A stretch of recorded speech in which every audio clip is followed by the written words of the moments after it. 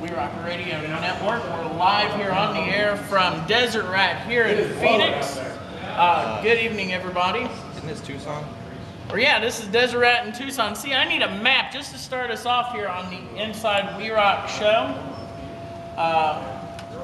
In front of me, I have Glenn from Desert Fab Motorsports. I have Tim Florian in front of me from Team Trail Gear, and I have our good friend Matt Messer sitting in front of me here from Team Trail Gear. How's it going, everybody? It's going great. Excellent. Glad to be here. Yep. All right, so we're here in Tucson. Time to kick the season off. Came from King of the Hammers, a wonderful event there at King of the Hammers, but now it's time to go. Rock crawling, everybody. So we'll start it off with Matt. Matt, what have you done to get your buggy ready for the season? Oh, well, just the normal stuff. Basically tore everything down, freshened up the transmission, freshened up the diffs. We put a new top on the car because I got stupid and did a cartwheel and smashed the top in. But other than that, just freshened it up, put some paint on it, new panels, and we're good to go. So you're good to go. Tim, what's your plans for the season? Well, you know, I'm out here spotting for Matt in the Unlimited class. This is my 4th year with Team Trail Gear and 4th year in 4 different classes. So it's going to be an interesting year. So you come off of from being a driver. So how are you preparing yourself to get out there and spot? You know, I'm just getting ready, pumping iron. No, just kidding. Not actually doing that. So you're out pumping iron. You got the whole beefcake mentality, right? Yeah, exactly. So He's a legend in his own mind. I think we're all legends in our own mind, aren't we?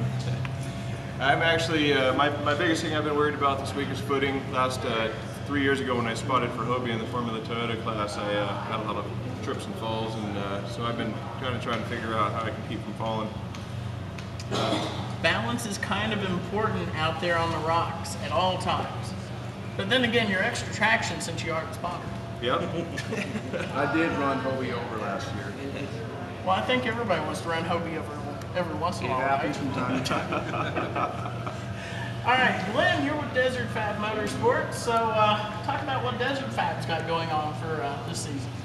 This season we've brought back last year's car, went through it completely, complete teardown rebuild in the last about 6 weeks ever since KOH, and hope to do good. So got the same sponsors on board. Interco picked us up for this year, so that's a good thing.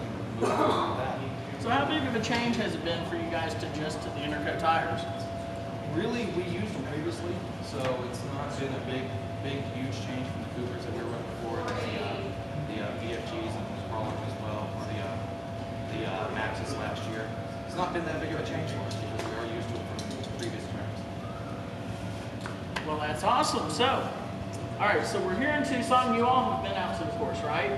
Yep. So let's talk about the differences that you notice, because this Western schedule is 3 man-made courses and 1 natural terrain course.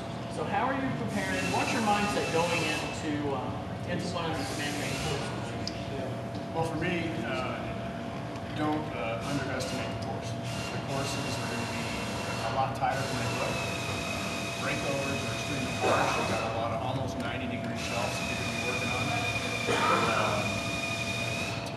So it's just a matter of taking your time and working through the courses. All right. What's your preparations for getting ready into taking Matt through these man-made courses? Well, I don't know. You know, strategy is real important with man-made courses. The traction is so good that if you strategize properly, you can really hold the line. You don't necessarily have to worry about the courses changing as much from day to day as you do on natural. So my main focus is getting ready and spending a lot of time studying the courses and really picking our lines and finding, you know, trying to figure out what Little Rich is doing to us and how to undo it. So you mentioned strategy. Where do you want to, as a spotter, where do you want to be on Saturday when the green flag drops? Where do you want to be at in the field? Where, as far as starting order? As far as starting order, where would you want to start at? Generally, I like to start towards the beginning of the pack. You know, I like an early draw on Saturday because that puts us towards the end on Sunday when we know where the points are stacked up and whether we need to hit extra bonuses or whether we don't. So coming into Saturday, if we've got a low number and we're at either first or second in our group, that makes me really happy. So it's more important to start last, in your opinion, to start last on the second day than on the first day, right? That's correct. It helps also for the first day you get the jitters out of the way early. You're not sitting there on nervous, and I think that I found that helps a little bit. What about you, Matt? Where would you want to, ideally, where would you want to start at tomorrow? I like to start right in the middle of the pack. It does make sense to even start off, up towards the front of the pack on Saturday. But I mean, really, I really don't like being on course first. I mean, there's definitely an advantage to seeing at least one car drive the course, because there's always that part of the course where you're like, oh wow, look what that guy's car just did, and you definitely can learn from that. So middle of the pack's good though. So middle of the pack. So you just kind of like to run middle of the pack both days.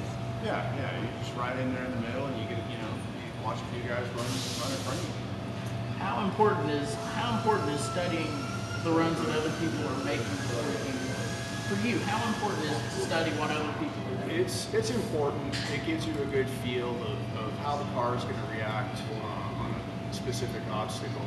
But I think more importantly is really sticking to your game plan. I mean, Tim and I worked together in the past, and once we come up with a game plan and agree to it, is sticking to that, sticking to your guns. And it may be driving that line that nobody else has driven yet. We may feel, hey, this is the line. No one else has driven it. We're going to stick to that. All right. Lynn, tell everybody what your role is for Desert Flat Motorsports. General Lackey, basically. I'm effectively, I'm kind of like a team manager and motivator. I try and handle a lot of the logistics and getting the guys to the course, helping building the cars, flipping boy for Todd,